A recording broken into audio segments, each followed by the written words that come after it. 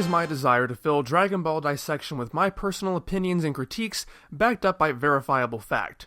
And a small thing I've always been proud of is my title screen, which showcases the name of the arc, the chapters it covers, and the release dates of those chapters.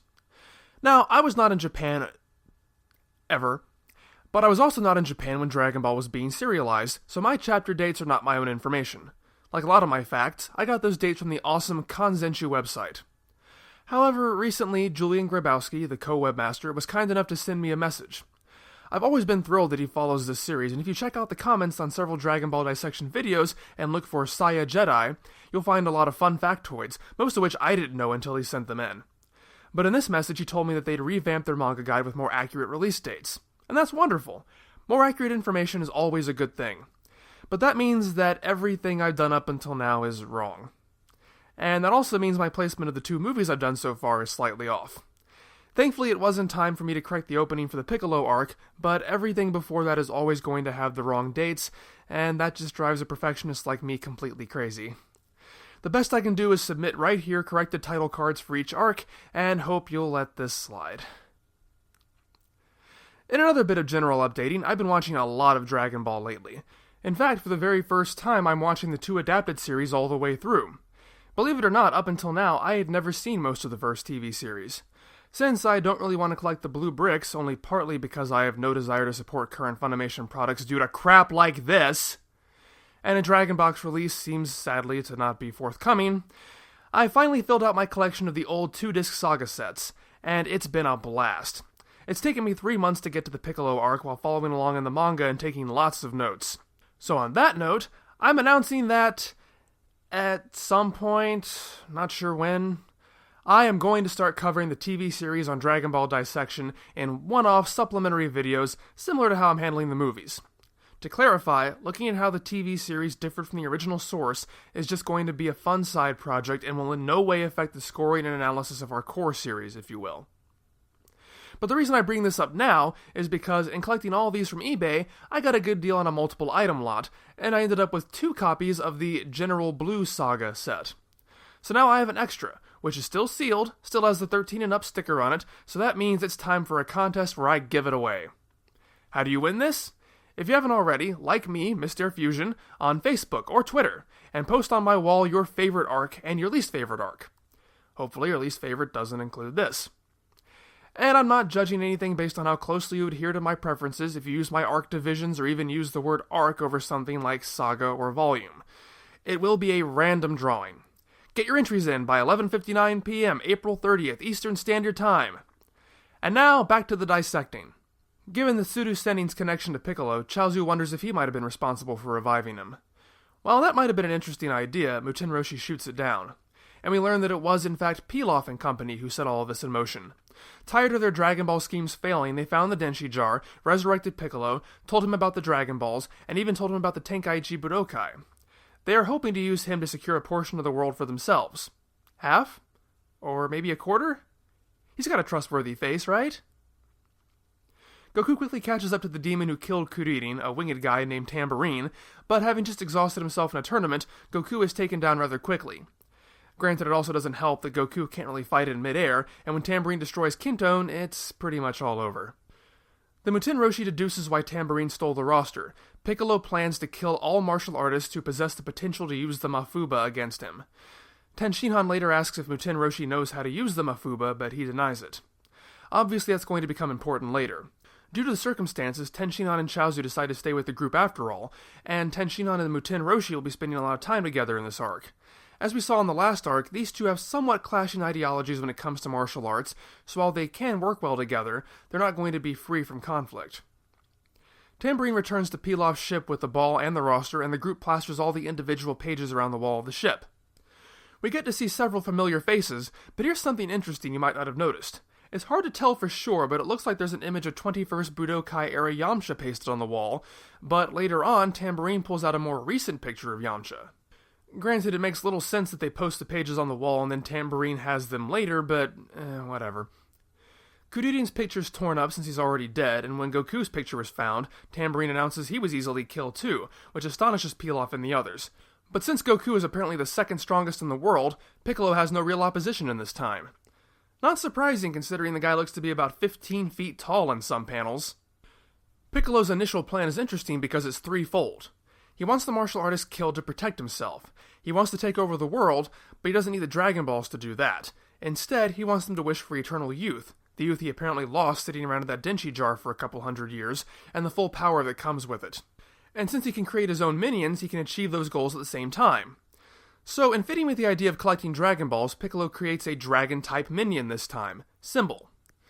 Pilaf and the others aren't alone in thinking this process is unsettling, and I have to give credit to Toriyama for coming up with such a stomach-churning method of reproducing. However, the Poco Pin incantation he uses is apparently based in a Japanese children's game, so it's once again being tempered with something silly. However, it has come to my attention that it's not quite as silly as I originally thought. The chant is, Poco Pin, dare ga tsutsuita Poco Pin, dare ga tsutsuita. According to Steven Simmons, who wrote the English subtitles for all the Dragon Ball Z TV series, it comes from a game where one child is chosen to be it, and turns his back to the other children playing. The others then chant, Chinaman, who's poking you, as they come up and jab him in the back. Depending on the style being played, it then has to guess who was the first or last to poke him. If it is right, that person then becomes it. Poco Pin is apparently derived from the Chinese Bu Kuang Ben, meaning prohibited or taboo. It's an ethnic slur, so be advised.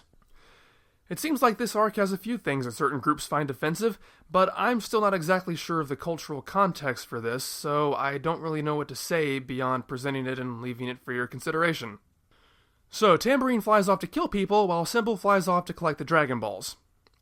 Speaking of serious subject matter tinged with Toriyama humor, and some I'm almost certain contains no racism, the next day the group, having reassembled at Kame House after assuming Goku died, discuss their grim prospects.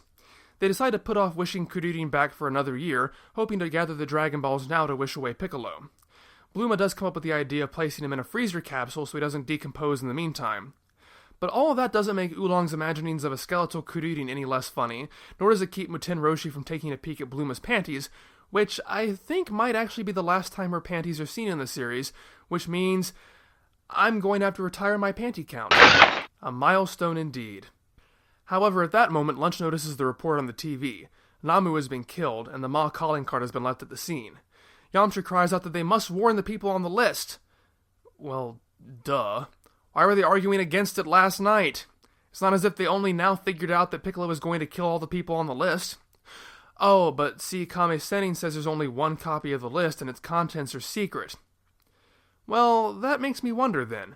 Does the roster contain pages on every single person who entered the tournament, or just the finalists?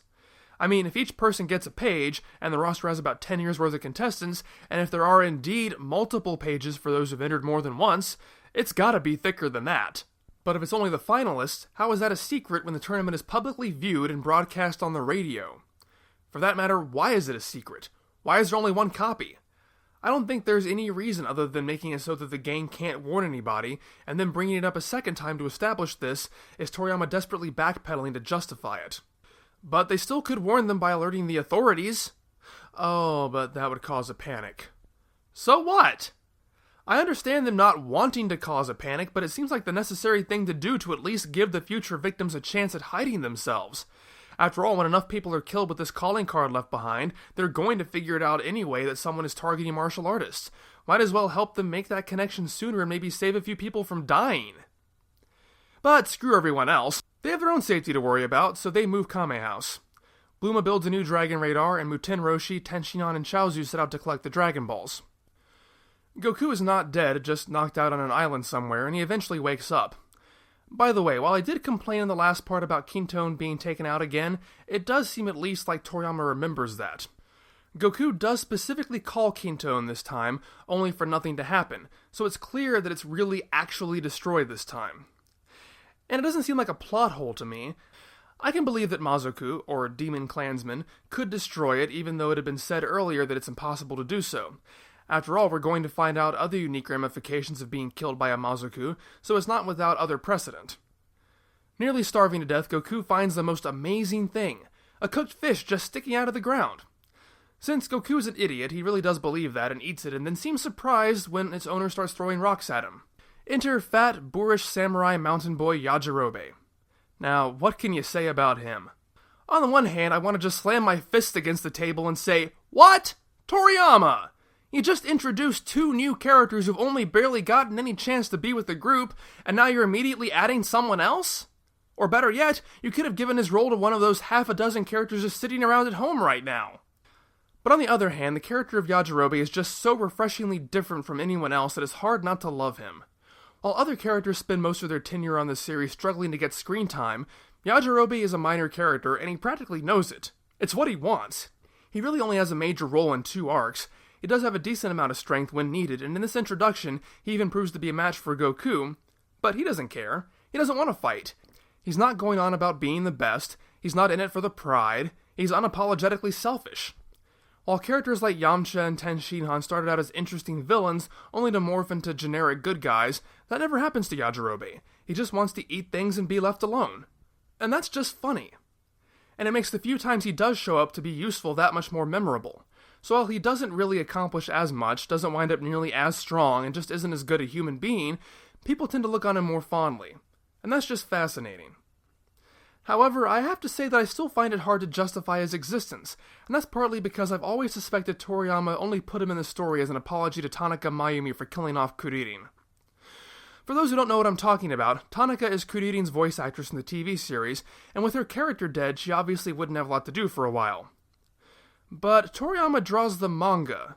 What does this have to do with anything?